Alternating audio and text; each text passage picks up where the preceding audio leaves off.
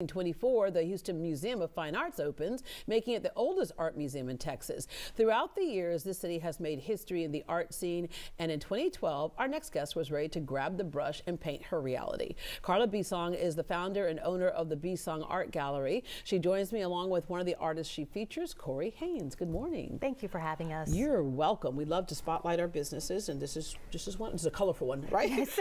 You have always loved art, but you're not necessarily an artist. Do you remember the first time that you saw something and went, that's amazing? Yes, younger in my mom's home, she had beautiful landscapes, seascapes that just made me feel relaxed. And so I gravitated to art then, but I really became serious with art. I was born in Detroit, but grew up here in Houston.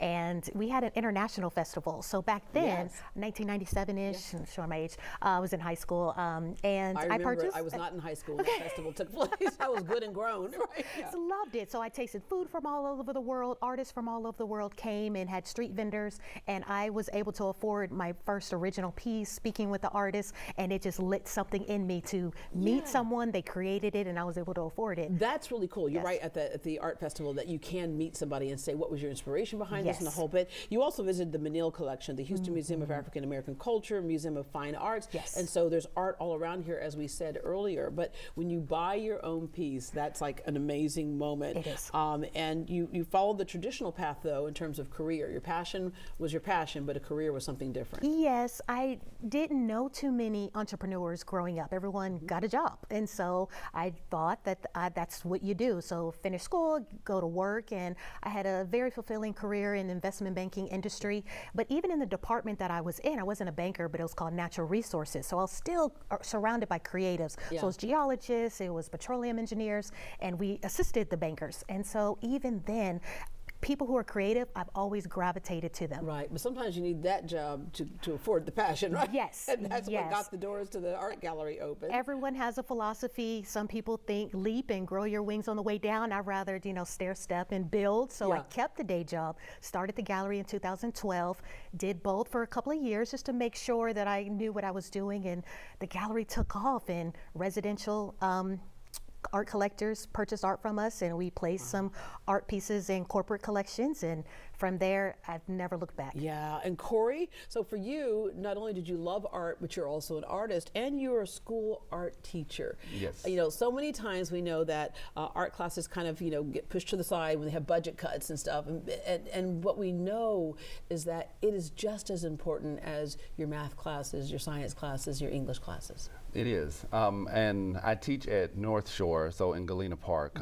They've been very good about funding the art program and really pushing and helping us to grow with it. And so what I like to tell my students is I'm a working artist, so I'm teaching you the things, but I'm also living what I'm teaching you, and so you're getting the information in real time as I'm getting it. Yeah. When did you first feel a connection to art? For me, it was when I broke open the cotton ball bag at Christmas time and made Santa's beard.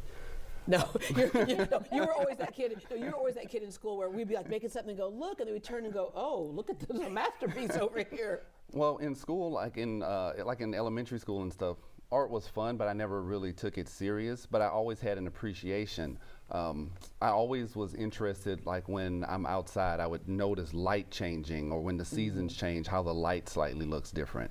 And like one of my favorite times and one of the inspirations for my pieces is I love it during like a rainy night in the city when the light reflects off of all of the wet surfaces and everything. And that's what kind of really captured my imagination. Yeah, and then when it comes to art, oh gosh, there's just so many, sometimes people, when you say art, the very first thing they think about is a canvas and an oil painting. But art has such a wide range. I want to come on over to this piece right here. This is amazing. There's a lot going on here to get to this point, but this is such an amazing piece. Tell us about this.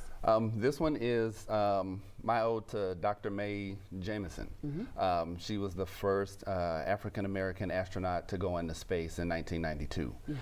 And so that's one of the portraits of her. And with my artwork, I like to use bright, bold colors and kind of strip away the context of skin tone so that it becomes referential to everyone.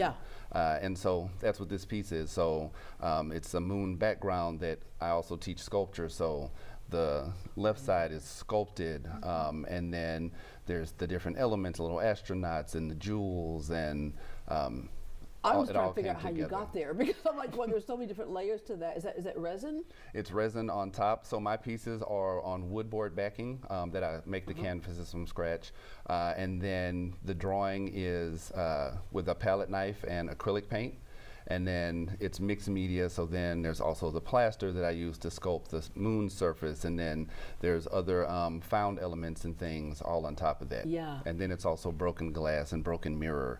That's the little So reflective that's like bits. one of a kind. There's not going to be another one just like that, right? Exactly. Okay. And then these are your other pieces right here. You're kind of as an artist, you do a number of things. You don't have just one lane. Yes, I like to try to keep my hands in everything. To me, it's more tools in the toolbox. So the more you know, the more you can do. Yeah. So I also teach sculpture, ceramics to my students.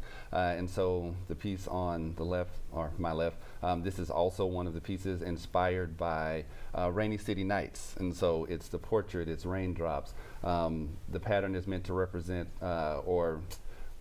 kind of showcase like when you see water and lights reflected through the raindrops that are on like the car windows and things. Yeah, very cool. And this one right here is beautiful. And this one is called Not Now, and it's just another one of my pieces where I'm kind of combining and playing with materials. Yeah. So it's ceramics and then rope. This is so cool because obviously to be the teacher, but also a place to be able to display and sell your pieces. March 22nd was proclaimed Bisong Art Gallery Day by Commissioner Rodney Ellis. Congratulations on that. But I'm so proud of you for making that passion become also your business.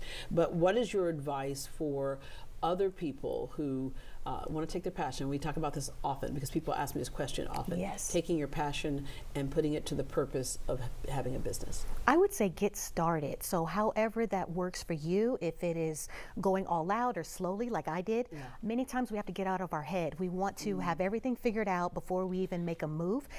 I would say studying business and studying finance, I learned 40% of what I actually put in place in real life experience, just doing it and then going and learning. So I had to really, really just do it. And Corey, for artists, I used to make jewelry. I would do trunk shows for department stores and stuff like that. But I remember the first time someone bought it, I was like, she's really buying it? And I look back at it, it was pretty. Of course they buy it, but sometimes with artists, they think they made it. It's like, why is somebody buying this? So for artists to get out of their head too. Yeah, and I think it's the same advice. You have to just start. A lot of people get in their head and they overthink it, and it has to be perfect before you start. You find a spot and you just start doing it. And then the more you make, the better you get. And if you keep putting yourself out there, somebody else is going to like what you're doing. The most important part is the doing part. Just do it. If that's part of you and your soul, just do it. Thank you two very much. Thank you. Bisong Art Gallery's next solo exhibition, Electrifying Art, is happening on March 22nd, which is also proclaimed as